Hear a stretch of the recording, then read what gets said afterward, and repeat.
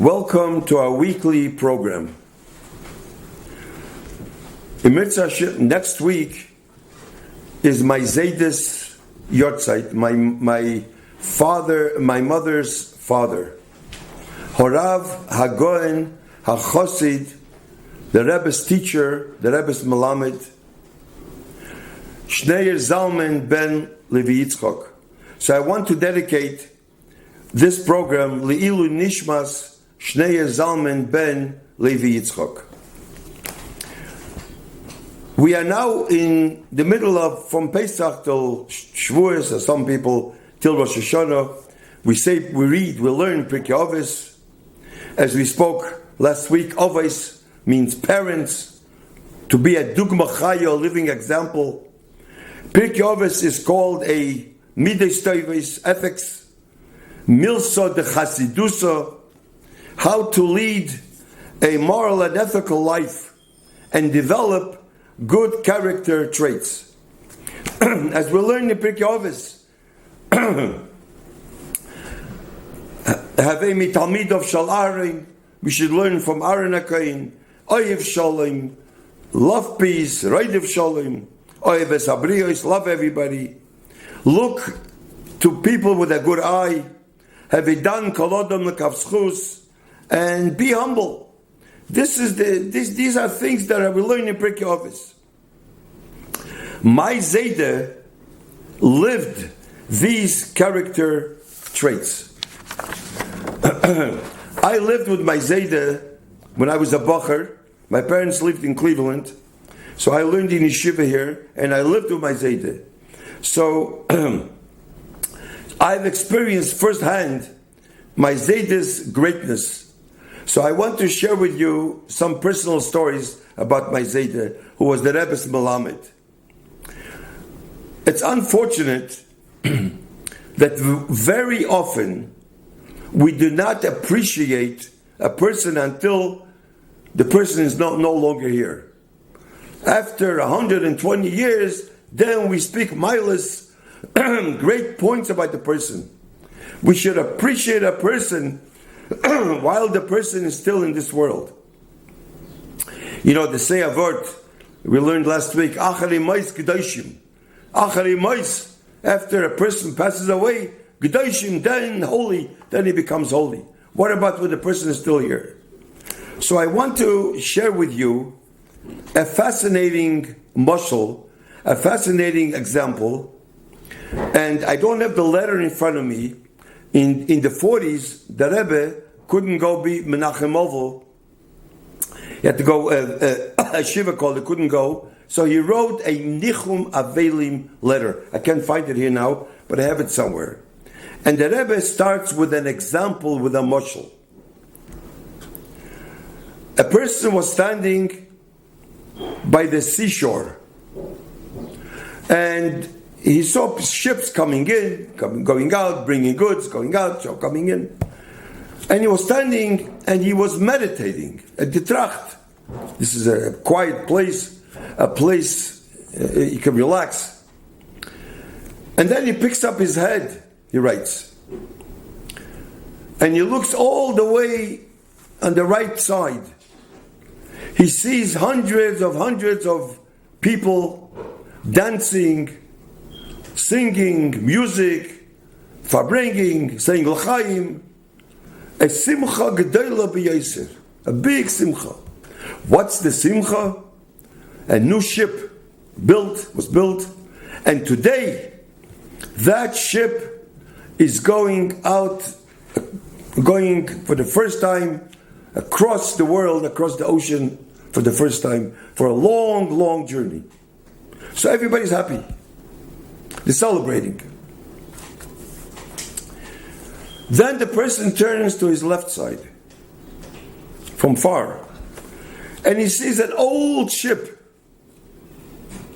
coming to its final destination with goods.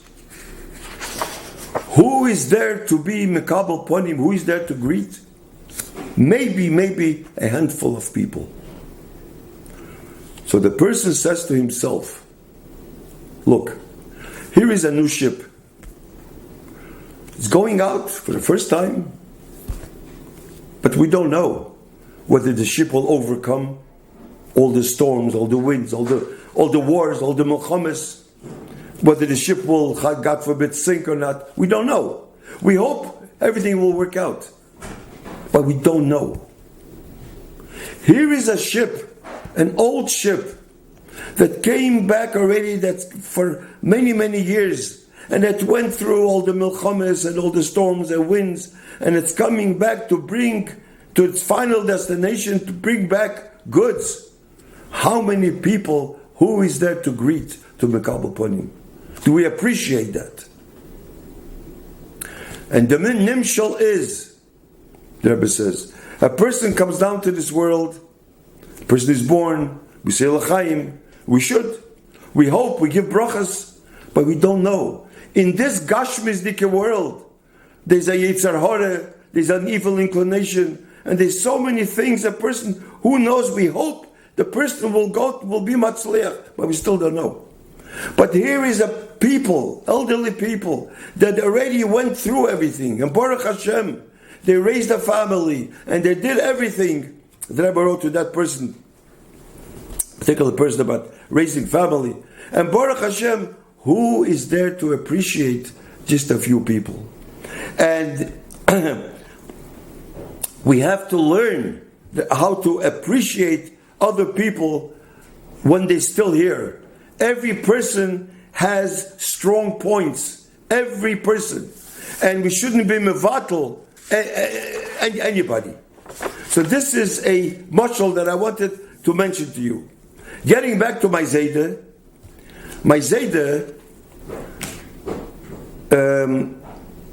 people that knew him, his edelkeit, his refinement, he never spoke a bad word about anybody. I ever knew my Zayda. Even if he heard somebody, let's say something not good, he couldn't stand it. He was mamish. Never heard one word of lashon hara in this world. Never. His koyach hasbore, he used to fabring, and it was the koyach hasbore. He was a dugma chaya. He was a living example. He didn't have to speak much. The idea that my Zayda was sitting and fabringing, even if he wasn't the biggest speaker, but since he was a dugma chaya, he was a living example. People learned from him. They went away from the fabringen with something, and they lived with that because he is a dugma chaya. I mean, years ago, I remember all Elter Chassidim. I remember Rabbi Nissen Nemenov. I remember he was here. Shlomo Chaim Kesselman, other older Chassidim, and their mitzias, they dugma chaya. This is the most important. I mean, unfortunately, we have people that fabring. They're beautiful speakers, good speakers, excellent. They give good talks, but are they dugma chaya? We can get from a person has to be a dugma chaya. As once I heard from a parent's muchkin, if a person fabrings and he prepares fabringen, that's not a good dugma chaya. A fabringer means a person that he lives. That's him. That's his mitzias. My Zayda was a nigla. He learned nigla, bal nigla. He learned chassidus. And what did he do in his spare time? He chazed mishnayis bal peh. My Zayda knew mishnayis, every letter of the Shisha, Sidre Mishnah. Whoever knew my Zayda, the whole time at spare, he always chazed mishnayis bal peh.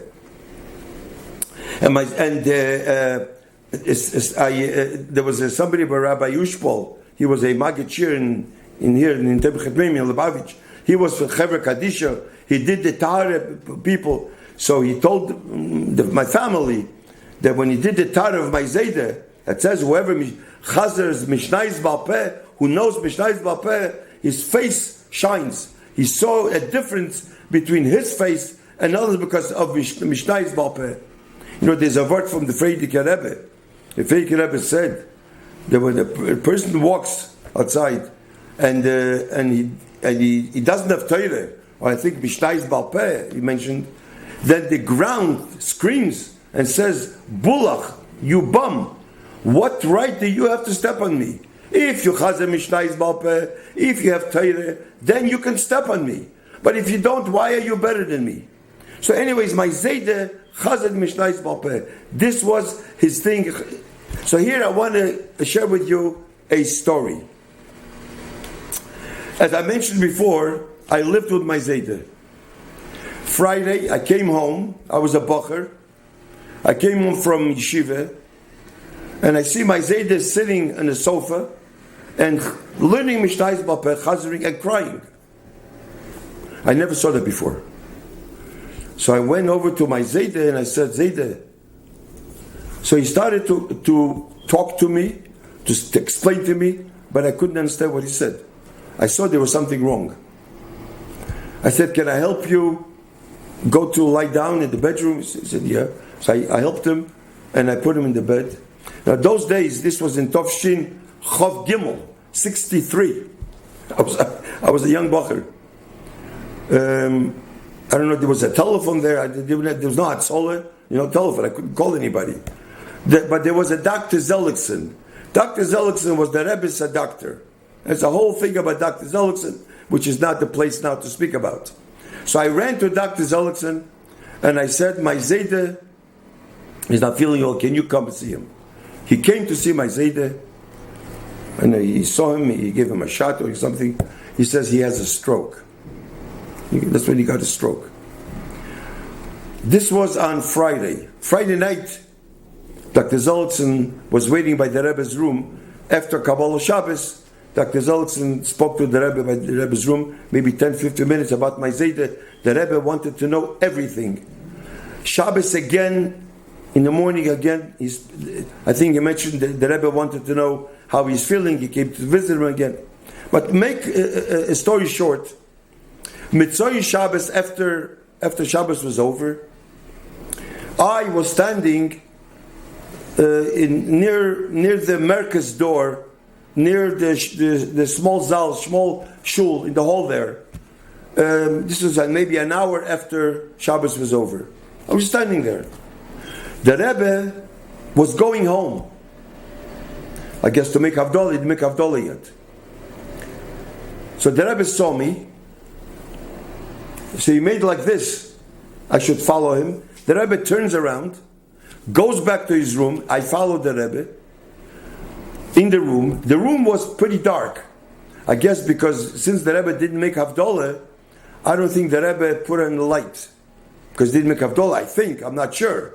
Because he could have put on the light, but it was one lamp. He had on Shabbos, he just had one bulb. So that bulb was still there, so it was pretty dark. And I was in the room with the Rebbe. And the Rebbe opened up his drawer, and he was doing something which I didn't see exactly, but I heard moving papers. He moved here, there, maybe 2-3 minutes. Then the Rebbe takes out a matzah and says to me, since matzah is mechle dasvoso, we all know that the story in Pesach, the first night matzah is called mechle demnemnuso, food of faith. And the second night matzah is a food of healing, dasvoso. So give the matzah to your Zayde, and as I'll hope ma gute Woche, he should have a good week. And he tells me, the Rebbe, that if it's too hard to put into his mouth, the pieces, so I can take the matzah and I can soak it in water and make it soft and put it in his mouth. When again he says, and then the Rebbe walks out, I walked out, and the Rebbe went home. He walked home. He didn't go with the car. Those days the Rebbe walked home. He walked home. I came to my Zayde with the matzah, and I said to my Zayde, I have a matzah from the Rebbe. He shook like the Rebbe, even though he was a stroke, but he heard the word, I have a matzah from the Rebbe. And he was the Rebbe's Melamed, the Rebbe's teacher. But the Rebbe, so I said, the Rebbe said, we should put a piece of matzah. I tried to take a piece of matzah, put it in his mouth. I couldn't. I tried to push. It was hard. It couldn't go in. So I put in water, and I made it soft, and I did put some pieces in his mouth. This is what happened. Bekitzer, the whole week, the Rebbe constantly asked how he's feeling. There was a whole thing which I don't want to go into that. Next week, Friday, he passed away. Exactly a week. The Rebbe went to the funeral. He went to the Levaya. As a matter of fact, the Rebbe, I didn't see, but I was told that the Rebbe, when the Oren went through 770, the Rebbe was holding the Oren also with his hand. He touched the Oren. That's what I was told. I didn't see it, but I was told. So the Rebbe went to the Levaya there. By the burial, the Rebbe did not go next to the burial all the way. The Rebbe was standing outside. There was a gate, not like now. Now it is a house. Now, those days there was just a gate. And the Rebbe was outside. The Rebbe came with Reb Shmuel Levittin Olav Hasholem in the same car. I think maybe Rabbi Jacobson, I'm not sure. Anyways, and the Rebbe was watching while the kvura, the burial was going on. He looked straight, he was watching, but he didn't go in. So Reb Shmuel Levittin asked the Rebbe, why don't you go in to there? So the Rebbe says that if he goes in, then he has to go to the Frierdiker Rebbe, but today he didn't have a chonis. He didn't prepare, so he cannot go in because he would have to go in there. So he's standing the whole time till the end, and afterwards he said that he wants to pay for the matzeve since it's his Rebbe wants to pay the matzeve. This is what I wanted to share with you about my Zayde. Now, when my Zayde came in America in 1952-53, he went into Yechidus to the Rebbe. And my Zayde came in, the Rebbe right away went to the door, and the Rebbe said, please sit down, don't sit down. So my Zayde says, how can I sit down in front of the Rebbe? So the Rebbe said, the Rebbe said, sit down. So my Zayde said, how can I sit down in front of the Rebbe? So the Rebbe said, how can I sit down in front of my Melamed? They were both standing. I don't know if it ever happened. That by Yechidus, maybe close to 2 hours. Both standing and talking. I guess, remember what happened years ago? What happened when they were small? I don't know. But they were both standing and talking. The second time, when my Zayde went in, a year later, he wasn't feeling well. So the Rebbe said, sit down. So he sat down, so the Rebbe also sat down. The derech eretz he had for his Melamed that he was a... Can you imagine a teacher now, a person, a teacher when he was 7 years old, 6 years old, 8 years old? I mean, when my Zayde walked in Fabrengen, he wasn't feeling well, so he walked in the middle of the Sikha.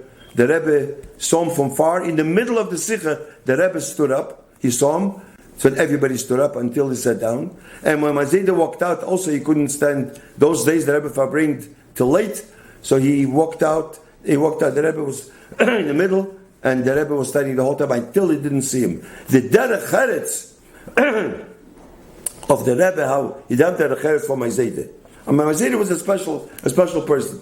Now, speaking about my Zayde had a wife.